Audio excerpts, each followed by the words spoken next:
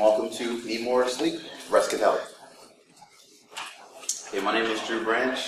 I'm Associate Security Analyst at ISC. I hold a BS in Electrical and Computer Engineering, as well as a Master's in Cybersecurity. I love to learn about new tech and also break in it, and I love to play sports. Very competitive, hate to lose, that type of thing. So a little bit about ISC. We are based in Baltimore. We deliver high-end custom assessment results, or assessment reports, as we say. We also assess new web technologies, and from time to time we come across RESTful APIs. So this gave me the motivation to put together this talk. So I'll give you guys a little bit of background about REST, give you a comparison between REST and SOAP, as well as go over some REST concepts. Then I'll go over common security mistakes that developers tend to make when I come across these issues during assessments, and also how to fix them. So REST. REST stands for Representational Transfer State, or State Transfer, I'm sorry. It is a stateless client-server cacheable communication protocol. There are similarities between REST and HTTP because Troy Fielding, who defined REST, was also a main contributor of HTTP. REST also uses HTTP methods for all CRUD operations, such as create, read, update, and delete. So REST versus SOAP. There isn't a specification that defines REST. It's like no rules. It's easier to create documentation for RESTful APIs, scalable, as well as the RESTful APIs also make use of all HTTP methods. SOAP, on the other hand, uses the SOAP protocol to exchange data. It is bound by SOAP specifications. So say you break one requirement, your API isn't SOAP anymore. And SOAP always uses the HTTP post method for all requests. So let's take a look at a couple sample requests. On the left, we have a RESTful request. As you can see here, I am submitting credentials to an endpoint using the post method, which is a REST request, which is pretty standard. On the right, we have a SOAP request. I'm using the post method because all SOAP requests requires a post method. But within the body, it actually contains the operation. So in this example, I am submitting a post request, a SOAP post request, but I'm actually getting the stock price of IBM. So within the body of a SOAP request, it will contain the operation.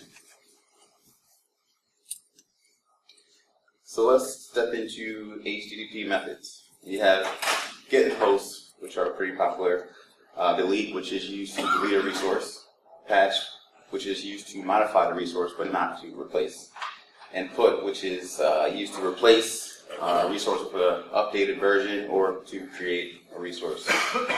We have other methods such as options, head, and trace.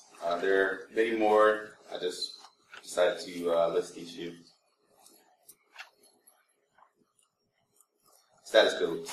I just wanted to throw this in here because when you're testing RESTful APIs, you will come across status codes, whether good or bad, which gives you more information about whatever you're testing.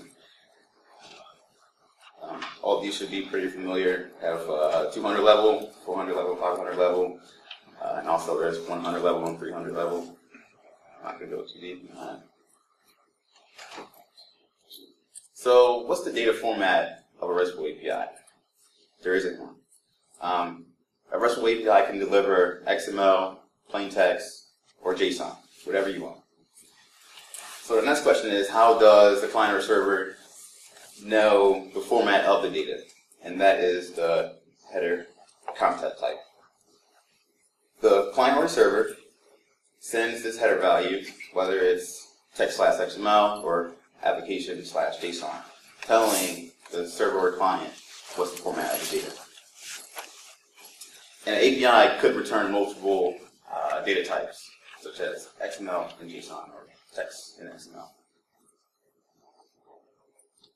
So content negotiation.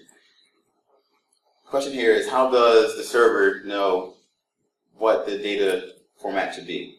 The client sends the server and a subheader, which contains the preferred data format.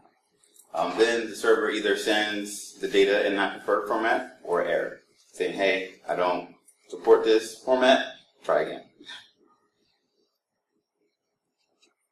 So let's touch on resource URIs. There are two types.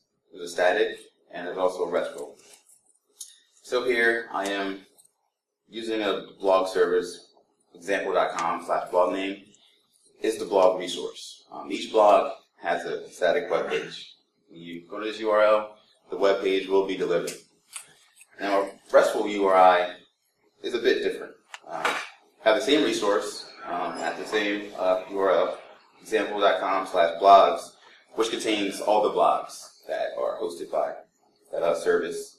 And then to access the blog, you will use the blog ID, which is just an ID generated whenever a resource is created. Now, it's better to use this second example because the URI stays the same if the web app is changed. It's also independent of the framework. So it's best practices to use the second example when building out your RESTful API. So resource relationships. It's better to group resources that belong to another resource in a subfolder. So it is clear that, let's say, a comment of a blog, this comment belongs to a particular blog. So here we have example.com/comment/comment ID. This method puts comments in its own folder, and you access a comment by its comment ID. Sorry. This treats both blogs and comments as separate entities, and loses relationships between the blogs and its comments. Now, instead, these comments should be stored as example.com/blogs, the blog ID, and then within that directory, a comments folder should contain the comments for that particular blog, as you can see here in the second sample URL. Now, this method keeps the relationships between a blog and its comments. Keeps it more organized, simplistic.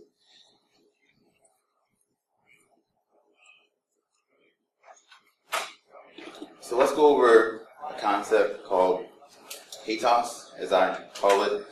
I'm not too sure how to pronounce that. HATOS stands for Hypermedia as an Engine of Application State. This is a concept where the server sends the client URLs so the client doesn't have to deal with URL construction. Okay, let's see what this looks like. So here we have a sample response from a server containing the URI to the blog's comments as well as the author's profile. We also have other information such as blog ID, the author's handle or name, as well as the date that it was created.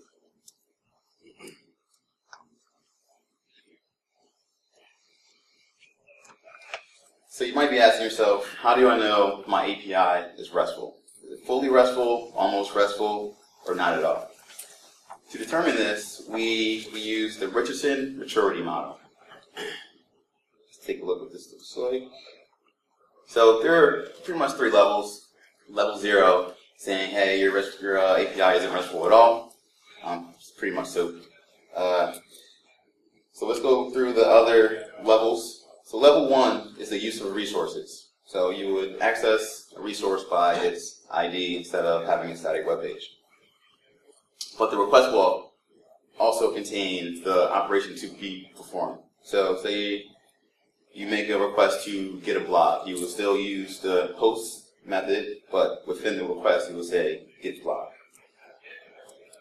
Level 2 comes in when you start to use HTTP methods.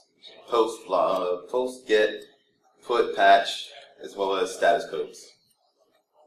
And your RESTful API will be of level 3 if you implement HATOS, hypermedia controls. Now, these are just guidelines. There are no strict rules to clearly define an API or RESTful API, just guidelines to give you a general idea. So a couple useful tools is Postman. Postman is a Chrome plugin that developers use. I guess security assessors could use this as well. This is easier for developers to test their APIs. With a great UI, it's pretty good. Burp, as you know, is a great tool to assess APIs during assessments. So here's a screenshot of Postman. Like I said, the GUI is pretty nice. It allows developers to send all different types of requests. It also keeps a history, so you can go back and revisit and change parameters if you would like, and send different types of requests to your endpoints. Here's a screen of Burp. Burp is a web application test platform. It's comprised of several tools. For this talk, I will be using Repeater, but it also has functionality for you to fuzz things, as well as intercept and modify requests to and from the server. This tool is amazing.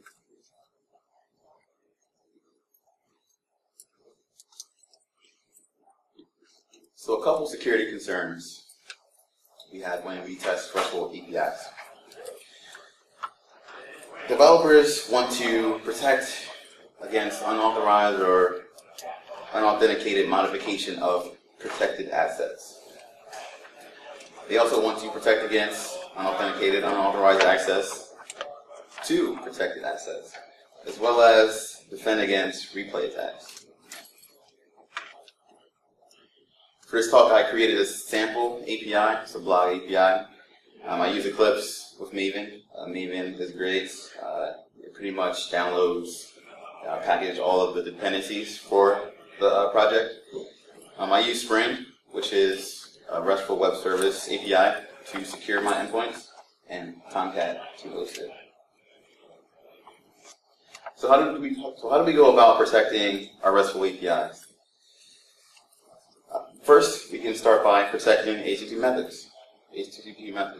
Okay. So not every method is for every resource. We should whitelist allowable methods, and we should not allow the delete method for critical files. Like users shouldn't be able to delete a particular file, for example. So what does this look like in Spring? You should annotate endpoints with allowable methods. Okay, here I append the method parameter here saying, okay, a GET request comes in to blogs, and my endpoint will return all blogs. And this is what it looks like in Jersey. Jersey is an extension of JAX-RS, which is a Java API for RESTful web services. Same thing here, I just annotated this endpoint with the GET parameter.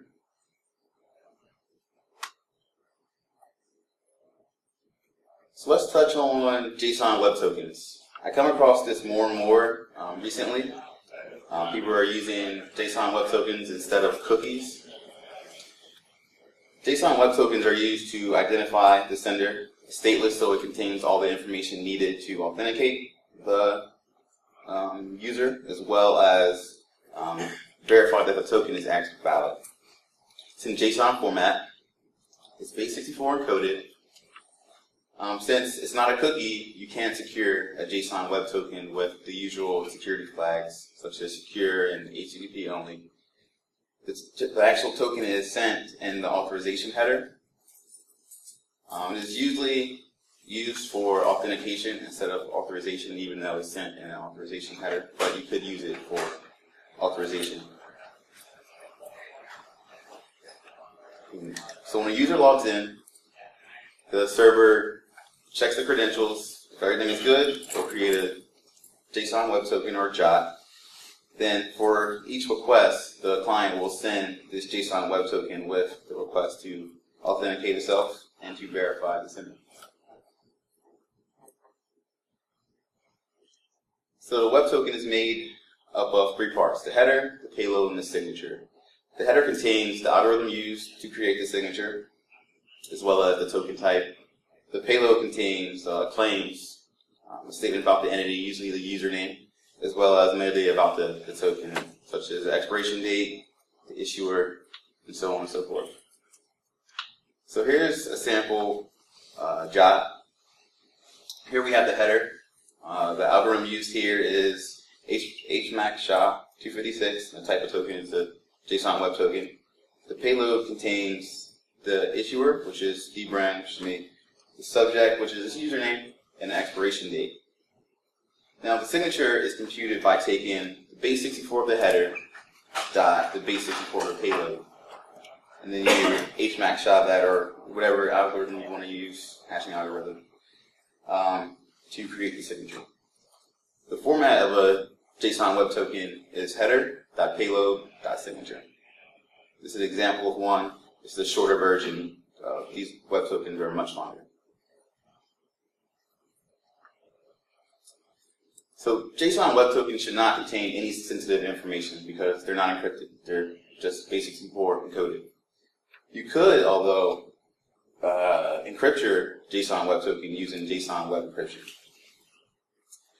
The secret used to create the signature should be secure on the server side because we don't want users to, forge their own JSON Web Tokens. So securing endpoints with JSON Web Tokens, we should verify the signatures, set a short expiration date, always communicate over a secure communication channel, and secure signing secret server side. Also, it should not include sensitive information. If you have to, encrypt your token. So let's send a request to our endpoint blogs, which returns all the blogs. Now notice I have not included the JSON Web Token in this request. And let's see what is returned. We receive all blogs from the server, which shouldn't happen.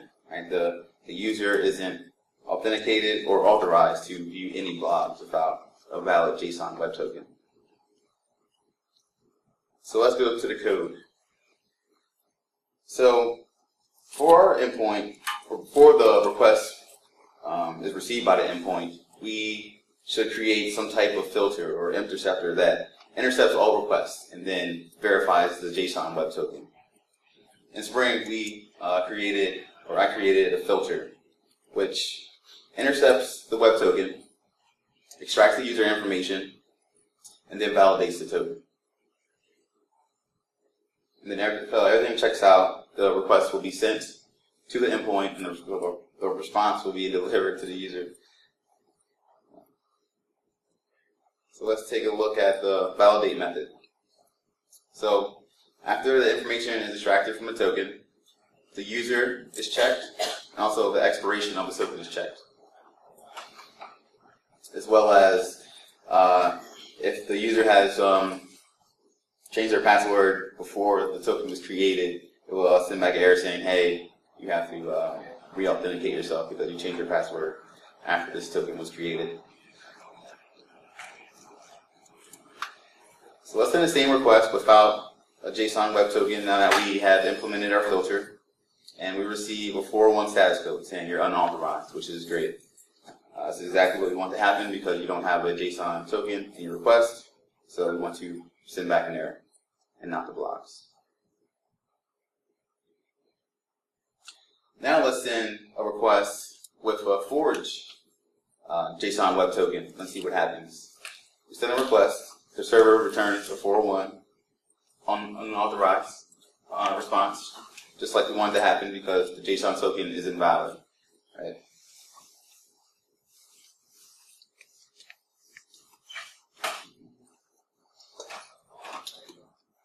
So we also want to protect sensitive resources. Now, how do we do that? We implement access controls, either role-based or user-level based, or a combination of both.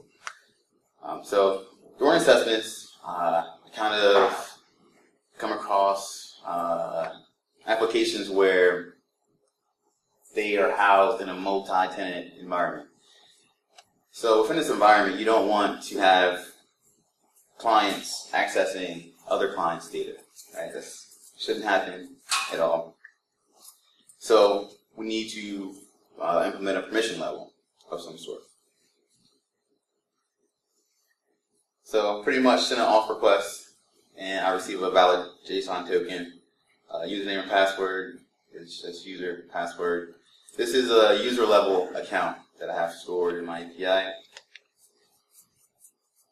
Okay, let's get the blogs. So we have blogs. We have 3 blogs. dbrand created one, admin created one, and user created the other one. Okay, let's see if we can delete a blog. So we send a delete request wanting to delete the admin's blog. Remember, I'm a user level account, so I shouldn't be able to delete somebody else's blog. And I receive a 200 status OK, which shouldn't happen because I am not the author of that blog. And let's see what the code looks like. So here, we have an endpoint accepting the delete method. So what this endpoint does, it extracts the ID, it fetches the blog, and then it removes the blog. Here we have no access controls implemented, which should never happen. What the code should look like is this. We take the token, extract the user information, such as the username, as well as the roles of that user. Then I implemented a check here. I'm getting the blog's author, and I'm comparing it to the username. If that checks out, the blog is deleted. If that doesn't check out, the second check is checked or verified. The permissions of that user is checked to see if it has role of admin. I implement this because admin should be able to delete a blog even though it was created by something else or somebody else. If both of these checks don't check out, the error returns and you're not authorized to perform this action, which is what we want. So now that we have our access controls implemented, we send a request again, same request, delete request to the blogs /2 endpoint. And we return with you're not authorized to perform this action. This is exactly what we want.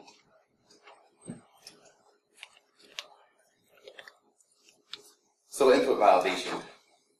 The server should always validate incoming data.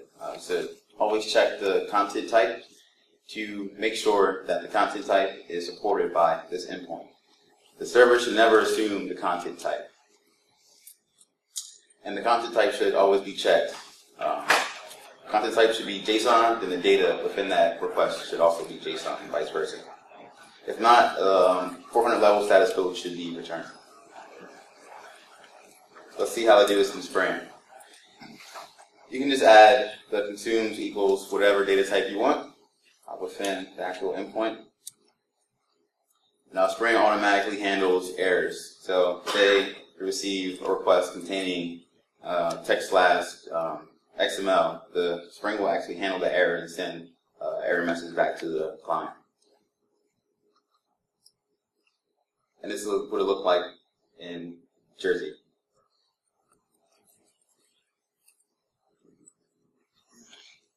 So let's send a request to the server containing the content type text / XML and see what's happening.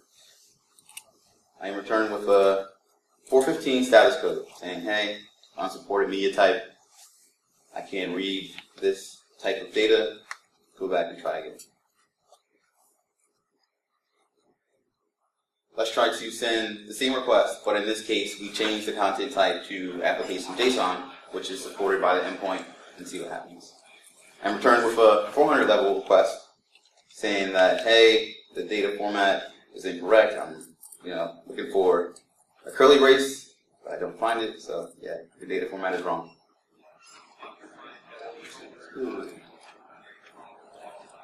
So output encoding. Security header should always be sent with all requests. Within all responses, sorry. The content type should always contain the correct content type. So if the server is sending JSON, the content type header should include the application /JSON. Also, X content type options, no sniff should also be set so that the browser won't try to detect a different content type other than the one that is supplied. So with that, I'm going to wrap up my talk. That was pretty fast. My blog API will be available on GitHub. I partially based it off of an already working demo of Spring. Also, the presentation will be available on our company's website. And if you have any questions, you can ask now or send to my email.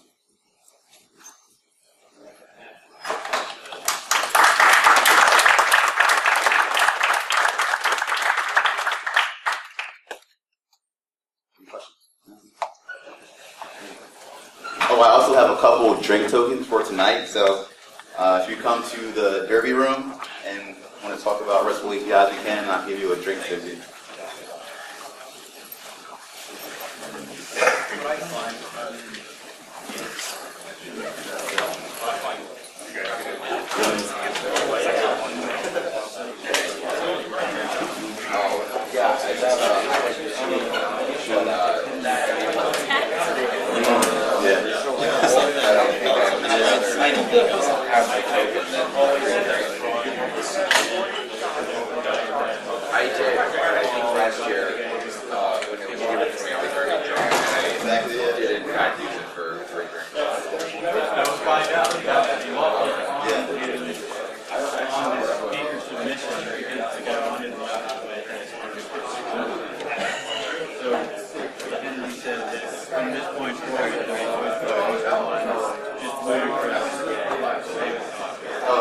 Oh, that part, I should have left it up there. Yeah, I could do that. Yeah, sorry about that. Just gotta get near this shit.